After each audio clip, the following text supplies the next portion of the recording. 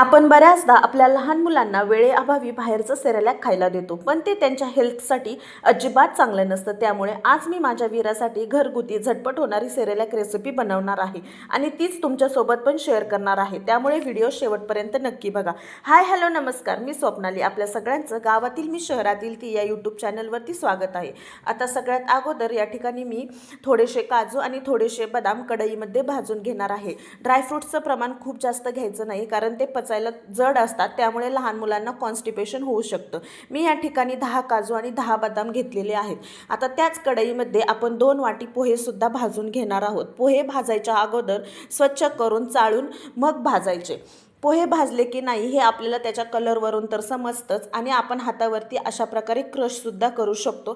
त्यानंतरही आपल्याला समजतं की ते प्रॉपर भाजलेले आहेत की नाहीत. आणि ही रेसिपी 7 ते 9 महिन्यांच्या बाळासाठी एकदम परफेक्ट अशी आहे. आता पोहे भाजलेले आहेत. आता मी हे एका प्लेटमध्ये काढून घेणार आहे.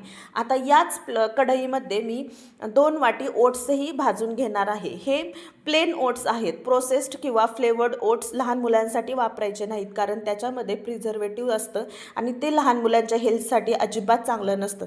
आता ओट्सही अशा हातावरती क्रश करून पाहिजे. प्रॉपर भाजले की तेही आता एक प्लेटमध्ये मी काढून घेतले. त्यानंतर आता याच कढईमध्ये मी 3 वाटी मखानेसुद्धा भाजून घेणार आहे. तुम्हाला जर जास्त क्वांटिटीमध्ये बनवायचं असेल तर तुम्ही हीच क्वांटिटी डबल करू शकता, जसं की 4 वाटी पोहे, 4 वाटी ओट्स आणि 6 वाटी मखाने. आता मखानेसुद्धा प्रॉपर भाजले की नाही हे क्रश करून पाहायचं आणि त्यानंतर ते सुद्धा एका प्लेटमध्ये काढून घ्यायचे. आता हे सगळे जिन्नस थोडा वेळ थंड होऊ द्यायचे. आता सगळ्या गोष्टी थंड झाल्यानंतर त्या प्रॉपर एकत्र मिक्स करून घ्यायच्या आणि मिक्स करून झाल्यानंतर आता आपण मिक्सरमध्ये याची पावडर बनवणार आहोत.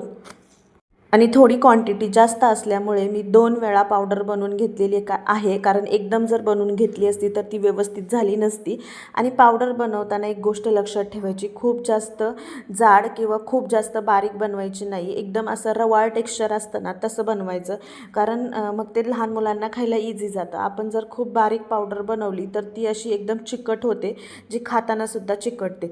त्यानंतर चाळणीमधून ते व्यवस्थित चाळून घ्यायचं, जेणेकरून त्याच्यामध्ये काही जाड कण राहणार नाहीत आणि ते आपण परत मिक्सरच्या भांड्यामध्ये टाकून फिरवून घेऊ शकतो. आता अशा प्रकारे सगळी पावडर तयार झालेली आहे सेरेलॅकची. आता ही एका एअरटाईट कंटेनरमध्ये भरून ठेवायची आहे. मी त्या दिवशीच डीमार्टमध्ये गेले होते, तिथून मी हे काचेचं कंटेनर आणलेलं आहे. आता मी त्याच्यामध्येच ही सगळी पावडर भरून ठेवणार आहे. तुम्ही दुसऱ्या कोणतेही कंटेनर यूज करू शकता, फक्त त्याचं झाकण असं टाईट पाहिजे. आता सेरेलॅक तर आपलं रेडी झालं, पण हे लहान मुलांना द्यायचं कसं, तर त्याच्या खूप वेगवेगळ्या मेथड आहेत, तर मी तुमच्याशी शेअर करते. फर्स्ट मेथड म्हणजे एकदम इन्स्टंट मेथड आहे. 2-3 चमचे सेरेलॅक एका वाटीमध्ये काढायचं आणि त्याच्यामध्ये गरम पाणी टाकायचं आणि ते गरम पाणी टाकून प्रॉपर मिक्स करून घ्यायचं. अजिबात त्याच्यामध्ये लम्स वगैरे ठेवायचे नाहीत आणि ते आपण डायरेक्ट मुलांना खायला देऊ शकतो. हे आपण कधी बाहेर वगैरे गेलो कुठे तरी आपण इझिली बनवू शकतो, फक्त आपल्यासोबत गरम पाणी पाहिजे बॉटलमध्ये. त्यानंतर दुसरी मेथड म्हणजे एका भांड्यामध्ये थोडंसं तूप टाकायचं आणि त्याच्यामध्ये ही पावडर टाकून थोडीशी भाजून घ्यायची. खूप जास्त भाजायची गरज नाही, कारण आपण ऑलरेडी सगळी जिन्नस भाजूनच घेऊन त्याची पावडर बनवलेली आहे. आणि मग त्याच्यानंतर त्याच्यामध्ये गरम पाणी टाकायचं आणि ते 4-5 मिनटं शिजवून घ्यायचं आणि मग बाळाला खायला द्यायचं. आणि तिसरी मेथड अशी सेम सेकंड मेथडसारखंच सगळी प्रोसेस करायची आणि प्लेटमध्ये काढून घेतल्यानंतर त्याच्यामध्ये तुम्ही पिकलेली केळी किंवा शिजवलेले ॲपल किंवा मग भिजवलेले खजूर हे टाकू शकता आणि बाळाला खायला देऊ शकता. त्यानेही टेस्ट वाढते. यामध्ये तुम्ही पाण्याऐवजी फॉर्म्युला मिल्कचाही वापर करू शकता आणि ही पावडर तुम्ही 1 मंथपर्यंत स्टोअर करू शकता. जर तुम्ही फर्स्ट टाईम ही बाळाला देत असाल तर आधी थोड्याच प्रमाणात ट्राय करून पहा आणि नक्की ही रेसिपी ट्राय करून बघा आणि तुमच्या बाळाला आवडलं की नाही कॉमेंटमध्ये नक्की सांगा.